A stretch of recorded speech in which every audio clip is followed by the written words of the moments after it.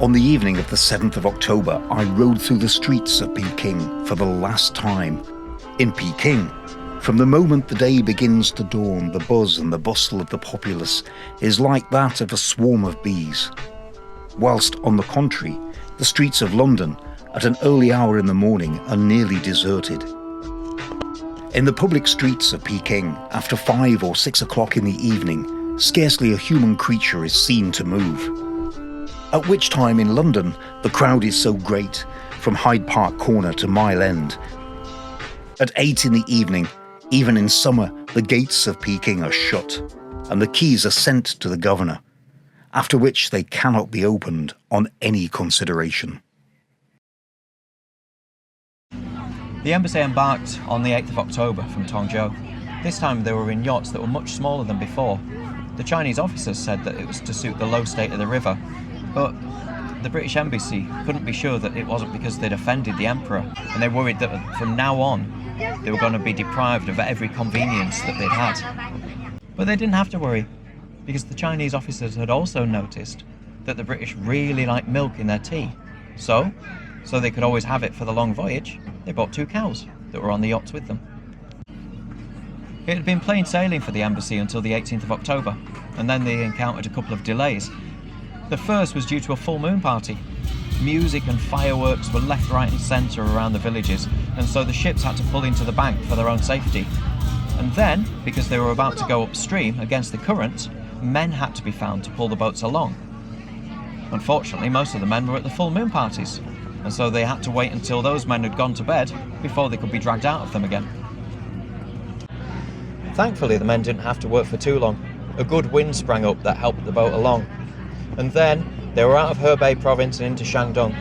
Nothing much happened for the next 4 days, until they entered the Grand Canal under the watchful gaze of the Linqing Pagoda. They passed lakes and swamps, hills and dales, and then on the 31st the landscape changed. They had entered the Garden of China. The area around Suzhou and Hangzhou was famous for its orchards and its production of silk.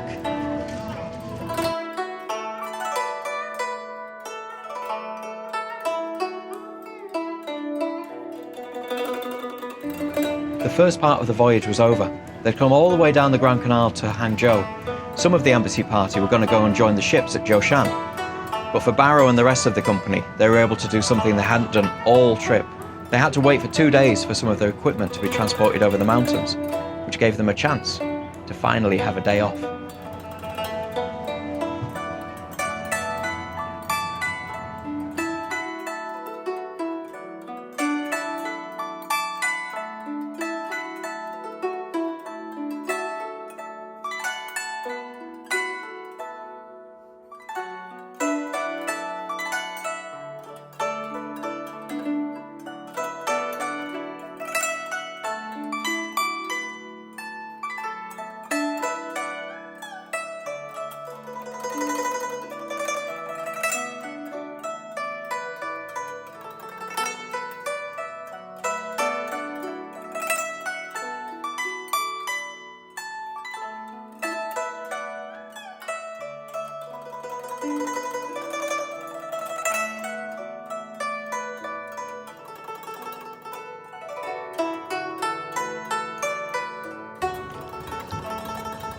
Both the natural and the artificial beauties of this area had exceeded anything they'd seen so far in China.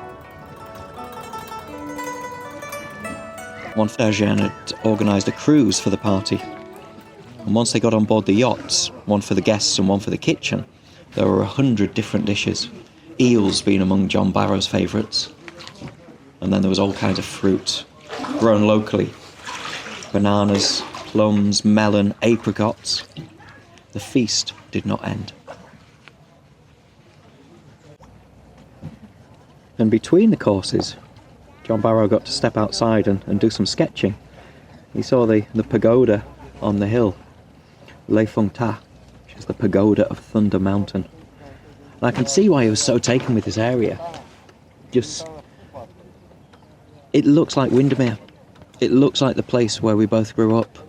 You know, the size of the fells, the shape of the ridges. Yeah, I think he would have really enjoyed his day off.